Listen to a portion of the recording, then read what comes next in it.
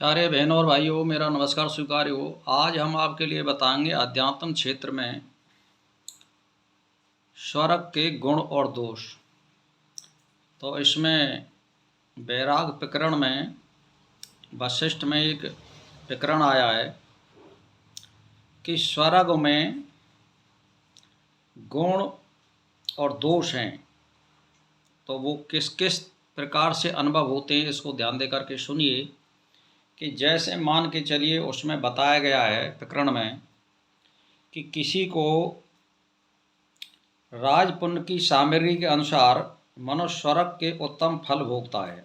उत्कृष्ट पुण्य से उत्कृष्ट स्वर्ग मिलता है और मध्यम पुण्य से मध्यम स्वर्ग मिलता है और कनिष्ठ पुण्य से तद अनुरूप कनिष्ठ ही फल भोग मिलता है। इसमें हेर फेर नहीं होता, यानी जैसा आदमी कर्म करता है स्वर्ग में भी उसी प्रकार की पदवी प्राप्त होती है। यानी ये कल्पना मान लीजिए, जैसे यहाँ जिस आदमी के कर्म होते हैं पृथ्वी पर, वैसे ही परिवार में वो जन्म लेता है। और या किसी गरीब परिवार में जन्म ले लेता है तो उसको बुद्धि मिल जाती है, यानी कर्म के अनुसार, तो वो यहाँ पे भौतिक संपदा प्राप्त कर लेता है। ऐसे ही स्वर्ग का मामला है, आप जितना यहाँ कर लोगे तो उतना ही वहाँ प्राप्त होगा और उसी प्रकार का प्राप्त होगा। तो वहाँ भी ईश्वर्य और देश भरे पड़े।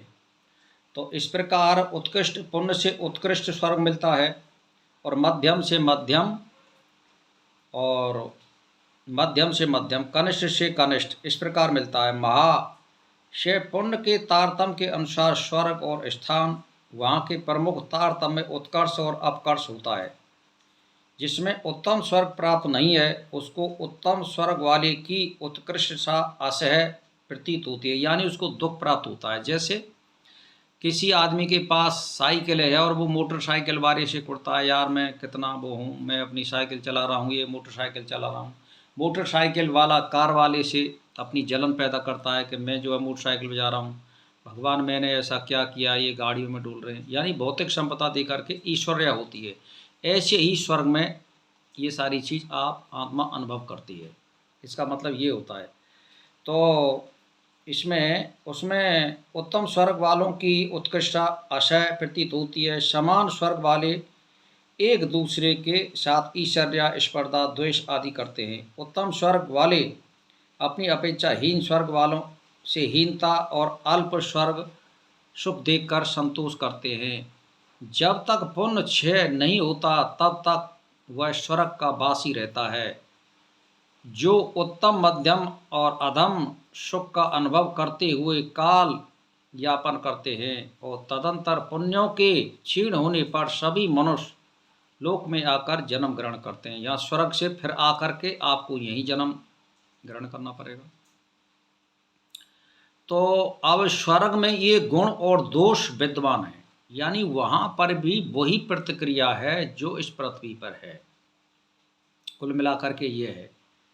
तो अब इसमें जो बात आ रही है वो एक ही बात आ रही है कि आपको ऐसी प्रक्रिया अपनानी चाहिए, चाहे किसी को सुख हो रहा है और चाहे दुख हो रहा है, इस पृथ्वी पे हमें कर्म करते हुए हमें समानता लाने की चेष्टा करनी चाहिए, जिससे आत्मा में वो गुण पैदा हों, जिससे हम राग और द्वेष ना करें। इसीलिए महात्माओं के लिए बताया गया है कि ज़्यादातर अगर आसक्ति से रहित रहना चाहते हैं, मोह माया से अलग रहना चाहते हैं, तो आप अपने परिवार, अपनी जाति, अपना घर और अपना गांव और अपना आसपास के गांव को छोड़िए और दूर रहिए, आसक्ति से रहित रहिए।